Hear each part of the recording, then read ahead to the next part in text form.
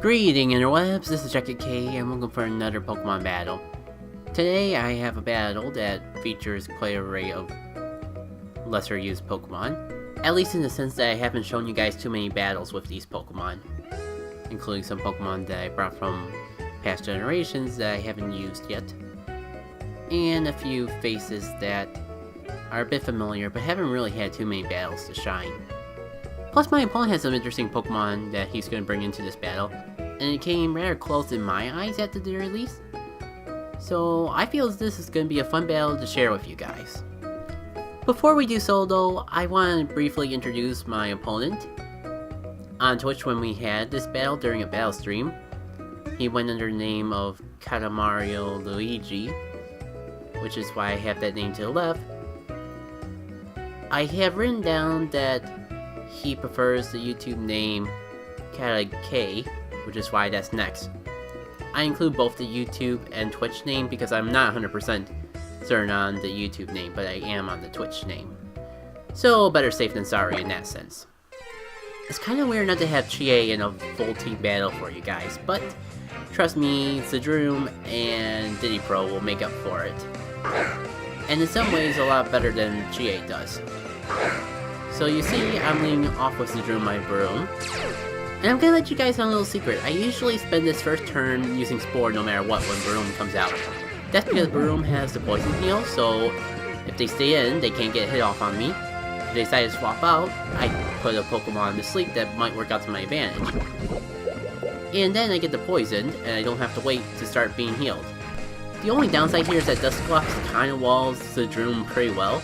Although I think this critical hit is gonna scare my opponent out. Even though it walls, that critical hit kind of makes it so I'm not too worried about taking out the Dusclops, because it's asleep, I can't really do much to Zadroom. So I stay in. Weird enough, this works out to my advantage because of my opponent's red card.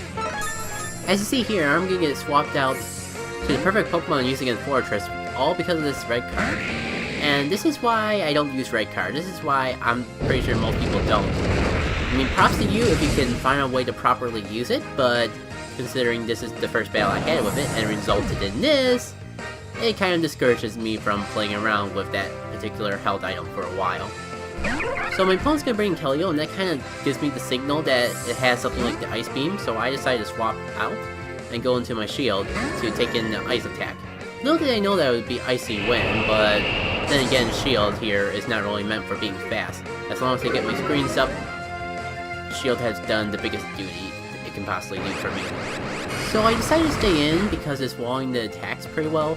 Little do I know that my opponent has the Sacred Sword, even though that is kind of the signature move of the sets of legendary Pokemon. There's actually going to be a lot about Keldeo that should be obvious that I don't know in this battle. So seeing how much that Sacred Sword did, and knowing that I'll probably need shield later, because the light screens won't last forever, I do want to swap out, but I decided to stay in, go for the Confuse Ray, so I'm a lot more likely to be able to swap in my Pokemon without taking any harm on my own end.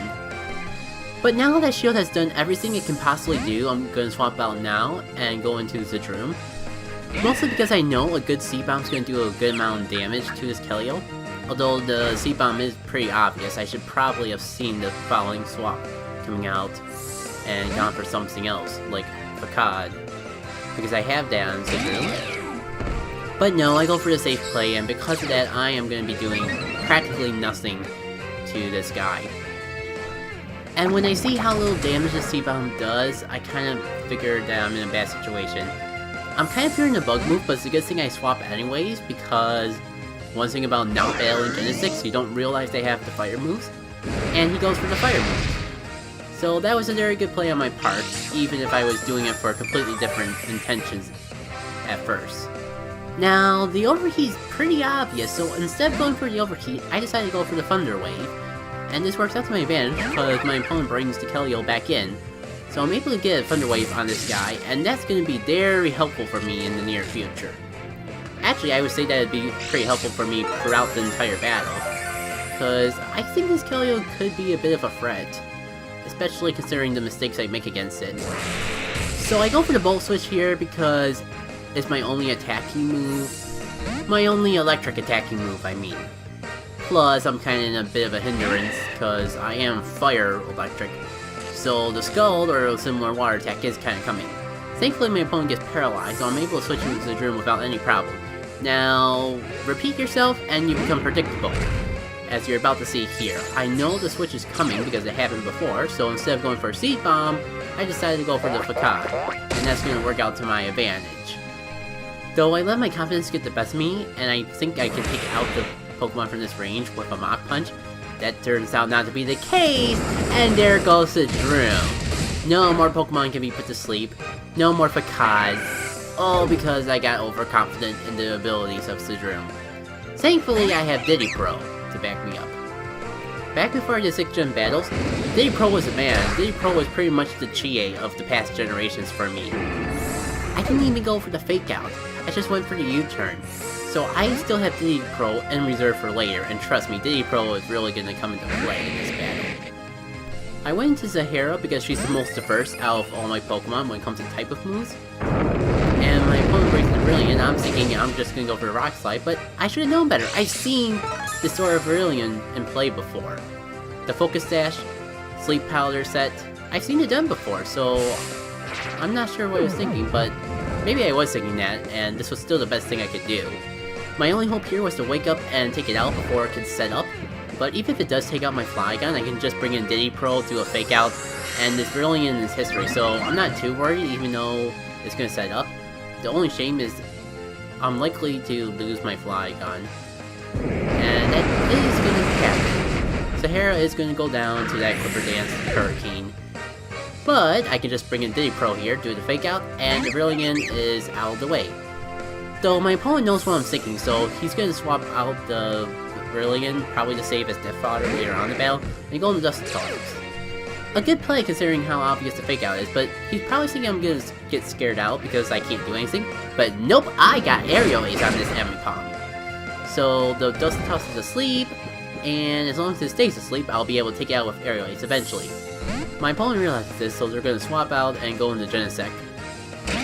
At first I wonder why, but when I see that Aerial Ace does neutral damage, because I forget that Genesect is Bug Steel, yeah, I see what the issue is going to be here. That still did a good chunk of damage, so I decided to stay in and go for one more Aerial Ace, and thankfully Diddy Pro is able to take the hit. It's not going to take the hit very well though, so when I don't take out the Genesect, I decided to swap out anyways, and decided to go into Toast. Now, wouldn't it suck if coming into this Ice Beam I got frozen? That would really suck, wouldn't it? Thankfully that does not happen. Cause let's be honest here, that would suck if that were to happen. My opponent's gonna swap out here, and I do see that coming, so instead of going for Overheat, I decided to go for the Volt Switch. You know, I realized I have both Confused Ray and Thunder Wave on this guy. So I'm surprised that I've gone this entire battle without using Confused Ray on Toast once. I do use like Thunder Wave once, but I have not touched the Confused Ray button. Now, since I have to bring in a Pokemon first, I decided to bring in Unitite because I don't have Zahara, and I figured a wall would be the next best thing, but he brings in the Kelio. I'm like, okay, fine, let's just go for Dark Pulse, and it's weak enough that even if I don't take it out right away, I'll be able to take it out soon. But then I remember Justified, that thing that boosts the attack when I use Dark type moves, the only attacking moves that Unitite has. So I'm pretty much forced to get out of there. I'm pretty much sitting in Shield here as Death Fodder because I do not have the opportunity to afford to lose anyone else. So I pretty much sacrifice Shield, and I'm going to bring back Diddy Pro here because I'm pretty confident that Fake Out can take it out at this range. So is my opponent, pretty much bringing in the Brilliant to be Death Fodder, so I waste my Fake Out. I fall for it. It's not like I'd be using that Fake Out later, and now I don't have to worry about any more Pokemon being put to sleep. So my opponent's gonna bring back in Genesect, and I'm like, nope away, not without Fake Out. So after the whole download animations and all that, I'm gonna get the heck out of there with Diddy Pro, because we're gonna need Diddy Pro later to fake out some things. So I go back into Toastos, because Toastos has always been doing well with taking hits from this darn Genesect. So I got my opponent stuck between a rock and a hard place, because no matter which Pokemon brings in, someone's going down to that Volt Switch, because I'm pretty sure it's just a Kelio and the Genesect at this point, and they're both weak. So I'm pretty sure my opponent's going to leave in Genesect to be a sacrifice. Gets a critical, but unfortunately does not take me out. I will be able to take out the Genesect with the Volt Switch though. And guess who's coming in for finishing off the Kelio? You might say anyone, but let's not forget the last time I sent Unitike against this Kelio. So Diddy Pro's gonna come in here, we're gonna get the fake out on the Kelio, and it's gonna be a victory. It's still a good game though. 3-1 may not seem close, but let's not forget that Toast was practically dead or down. Unitike only would boost the guy's attack up more, and I would have to rely on paralyzation, so it's a good thing I had Diddy Pro there to finish off the job. It's great to know that I can rely on Diddy Pro like I did in the olden days. So if you all enjoyed this battle, I hope you can like the video, and be sure to leave a comment talking about the video as well. Once more, you can see my opponent on screen, Casamario Luigi, as known on Twitch, and the YouTube name being the next one afterwards. I would put a YouTube link, but I couldn't really find it searching online. So I will probably put up the Twitch username if nothing else. But at least we're giving credit where credit is due. Thank you for watching this video. Be sure to check out that annotation in the corner for more battle videos I commentate. Be sure to check out my channel for various other contents, including 2 playthroughs. And I believe I am starting up a series where I do live battle narrations. So that might be fun to check out as well. And I'll see you all tomorrow for another battle of some sorts. And if you're coming back for something else, I'll see you all later. Take care.